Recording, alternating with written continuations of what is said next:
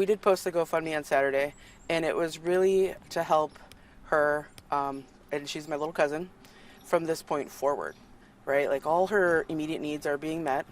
I can tell you she's a very vibrant little girl.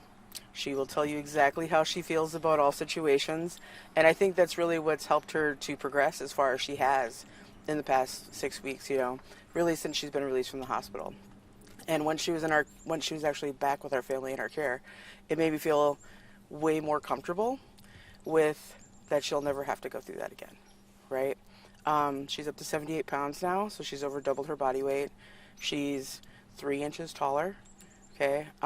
There's still a lot of long-term malnourishment issues that are still we have to address, right, as she develops, but she still has really fragile bones. She has a hard time doing regular day-to-day things because her body just it doesn't have the muscle mass to do that. So, like, going upstairs is an issue. Like, I would get her in and out of my van. I still have to help her up into the van. And she's a little scared of falling, too, for that same reason. When she was in the hospital, because her bones are, so fragile, she actually broke her foot and fractured her foot in the hospital. Just from regular use, right? It's not like she was doing any type of really strenuous activity. And so just keeping that in mind, she wants to do those things. Like, she wants to go and play. She wants to go and run. And we have to keep reminding her, like, just wait for your body to catch up. But she is getting there. Like I said, she's very vibrant. So right now she's within our family, within our care, and we're all coming collectively together to help with whatever we can. So immediately when she was released from the hospital, like, what do you want? What are you interested in? And because she has been isolated for so long, a lot of her interests aren't typically what you'd see for a 14-year-old. But with that in mind, we're still going to try to help her as much as we can. So we're going about that. She eats all the time. Almost, I would say, like an infant, every 4 to 6 hours. In the beginning, she would even wake up in the middle of the night, 4 to 6 hours, she wanted to eat, and her body's consistently telling her to take in food. Her hairline is one of the things I didn't really think about in the beginning. She came out, like, you don't think that the hairline goes away. It's starting to grow in now, so it almost looks like a child that got scissors and cut their hair all around her hairline, around the back of her neck, and in the front. But it's all growing in now, but it does look like she has, like, little bitty baby hairs coming in all over. But even just regular things, when she was trying to take a shower, like, she was so small that really, like, everything, like, felt like pain then, right? So even taking a shower hurt. So trying to get her to be comfortable doing that in just regular, like, just hygiene was a difficult thing. But she's getting there, and she's slowly making progress. Like I said, she's a very vibrant little person. If you get to talk to her at any point, she will tell you exactly how she feels, and she has no problem sharing where she is. And I think that's really probably what helped her progress, as much as she has in this short period of time. She's an awesome little person. Like, I can't tell you anything bad about her. She likes to yell. I think that's just normal. Right at this point, we're constantly reminding her, like, you can just say those things, right? We don't need to yell. It's okay. And people are way more likely to hear you if you just speak, right? But yeah, she's just an awesome little person, and I really appreciate, like, any of our community, family, friends that have shown their support. We've had quite a few people reach out, and that's why we created the GoFundMe, was really, we want to give them an outlet to be able to help. They've asked what her interests are, and like I said, those things will probably change fast. She's started in school, so she's being exposed to more children her age, and that has only helped her growth, right? Like, she really didn't have any of that for the past 5 years. So just being exposed to other children her age is something she really thrives on. But yeah, it's a whole new thing. She still has a long way to go. So who she will be staying with long term then is actually going to, what these funds are going to utilize for, is to make her room, her home, everything that she could want or need. And that's why we created the GoFundMe. From the malnourishment and lack of food throughout the past 5 years, she was starting to develop, like, some food hoarding traits, even when she was in the hospital still. So we've really accommodated that as best we can. Like, right now, she even still has, we let her keep, like, a little storage of food in her room, And I'm hoping like in the future then we can like get her a little fridge even then so she can still do that. It's not necessarily that she's ever going to access it or use it. She always has access to food, but it's really a security for her moving forward to feel like this is something that she'll never have to do again, right? And hopefully then it won't be forever that she'll have this. But really just taking into all the, recommendations and accommodations that we can for her, we're taking steps as a family really to do that. So if there's any questions. So many. Is she with the family she's going to stay with long term, or whoever she's staying with? No, right now she's with temporary. She's still with our family. Within our family, it would be her mom's side that I'm on. She's still within our family, but she will be moving into like basically the home that she'll be in after that within the next few weeks. So that's what we're hoping to utilize some of those funds for, is to make her home, her bedroom, exactly everything that she'd need to be comfortable. Will the money also be used for medical expenses and things like that? Most of that, and this is where I knew people were going to start having things, because most of that is covered by the state, right? 'Cause she has state insurance, as well as a lot of the transportation costs are covered really through social services. So I didn't want to put that in the GoFundMe because that's like really a small portion of what we would cover on our end. It's really for her long-term care and things as developed, because she is going to grow fast, right? Like you've seen in the past 6 weeks how quickly she's grown. I go even out of clothes, out of shoes, those kinds of things. That's going to continue to happen for a while, and being able to give her all of those things that she needs without it really being a burden to the family that is going to take care of her for the rest of her teens here, 10 years. Any other questions like that, I guess? What has she said about what it was like to live in that house? She doesn't really talk about it. She has a very love and like devotion to her father, right? So she'll never ever say anything bad. And in her mind, I don't think it was really bad. It wasn't negative for her. Initially when she was in the hospital, she thought she'd be released to go home. So it was normalized. So I don't know if that, I was trying to like avoid talking about what happened there. So I do, she doesn't really talk about it. She just knows that it was bad. And all I tell her is like, you'll never have to go through that again.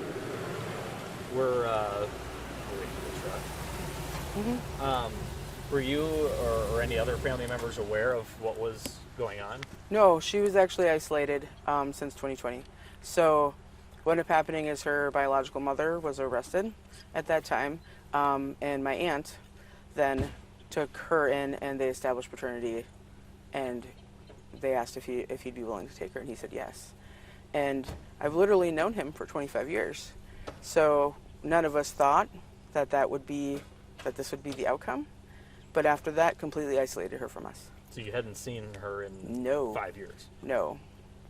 The way it was described is really that once she was back in the hospital and we got pictures, is that it was almost like she was in a time capsule from the time that she was given to him to what we've seen her in the hospital. Were you or other family members, was there an attempt to reach, kind of wondering, after a few years probably wondering what's going on, did that ever occur? Yep, and he would just tell us that she was away on like a vacation with somebody else within his family. There was never let us see her. Completely isolated her. When you saw her for the first time after she was rescued, tell us what you saw. I guess just super sad and upset for what she had to go through, and that we couldn't help her, right? That we had no idea. But also felt like I wanted to be there, but I also knew she hadn't seen me in years.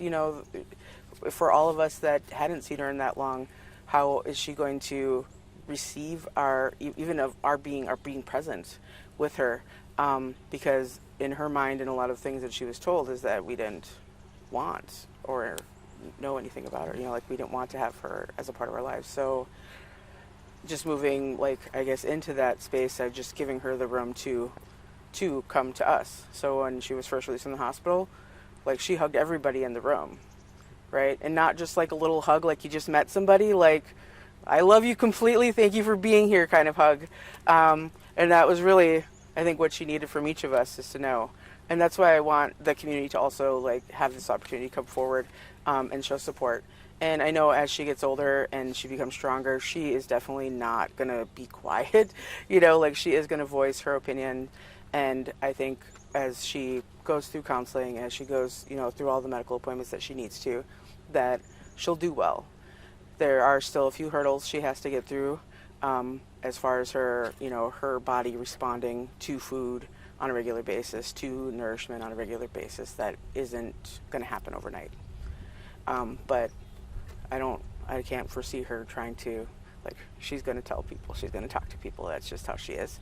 And like I said, very opinionated. She's a strong little girl. But yeah, she's amazing. If I felt like she was in a better place, we were only, a couple weeks out from her being released from the hospital, I'm sure she would be willing to talk to you guys about anything and everything, because that's really how open she's been with us. Some things I think she just her brain naturally blocks for you as a form of trauma, right? So those things might not even come to light. She might not remember a lot of those things. And maybe they will help her address them through, her therapy and all that kind of stuff. But it's a matter of time for that. And we still want to give her that space to get to a place where she's better. Was any sort of timeline for her recovery given by doctors or anything like that? Is No. it kind of just taking it day by day then, or? Yep.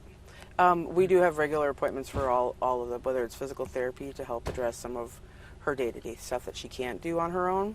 But yeah, they really, like the Children's Hospital in Milwaukee, did an excellent job in setting us up with people locally to get her regular appointments and to make sure that all her needs are being met.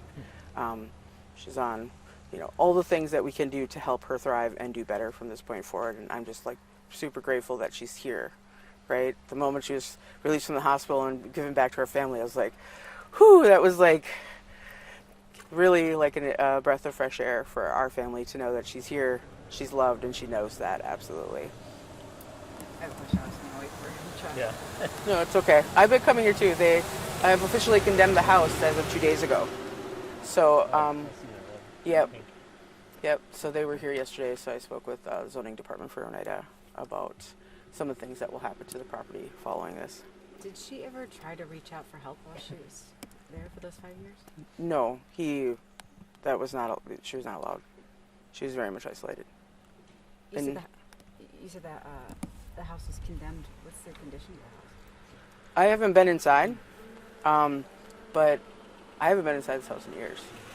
So I actually don't know, but that is what they told me yesterday when I came through. Trying to catch the other reporter in zoning was out here, so it's just odd coincidence. And it's not when you grow up in Oneida, you know everybody, so I actually knew who was out here. They just started talking to them. They know who I am too. So it's not like Oneida's a small place. Everybody does know everybody. And that's kind of why this is a very unique, I guess, situation, is because never thought this kind of stuff would happen. Not here. And even culturally, I want her to be connected to the culture, and so we're working on that as well with her. So my whole family is in support of that as well, and so she's been taking strides to be reconnected with that portion of her cultural identity as well. So long term, will she be living with family? Mm-hmm. Absolutely. I think the reason why we're so interested in knowing what's going on, usually when we report these types of stories at this level of neglect or abuse, it doesn't have any sort of happy ending. And we don't know what happens to these kids, and to know that there's progress, to know that she's doing well is almost so satisfying to hear. It's wonderful. Yeah, to there's hear. so many people who just want to know that she's doing well and that she's well taken care of, and she absolutely is. One of her biggest concerns were her dogs. So there were 4 dogs in the home. Initially, I only knew of 2, so there were 4. After that, then she really tried to convince all of us that we should all adopt a dog. And right, and she did. She told us all about all of them. So I told her what I can do is I know a lot of people in the community. What I'm hoping is that we can get people in the community to adopt those dogs, so at least then she can still visit with them. And at least get regular updates. So that's also what we're going to use part of the funding for then, is to help get the dogs basically taken care of at the Humane Society initially, get them all up to date, but then also rehome them within the community so that she can still have access to the animals that were in the home. Right? Anything else you want to share about her and with I'm leaving it up to you guys. Yeah. But yeah, I did make the statement, so Great. you can include that Yeah. as well. It's really just to ensure that we want to focus on. We don't want to do anything that would, really be like put anything against the case. We want the investigators to do their job, and we don't want to harm that in any way. So we want to make sure that we're just focusing on her and what her progress moving forward, and her doing well in being removed from the situation. on that note, the people who are being charged with the neglect and abuse, what is the family's thought on that, and what does the family want out of the investigation? For them, obviously, they were responsible for a child. And so when they fail to do that, I do feel like they should be held to the standard of what they're being charged at this point. Do I feel like she'd want that? Absolutely not. But trying to, even she feels like she's guilty for this happening, right? For them going to jail.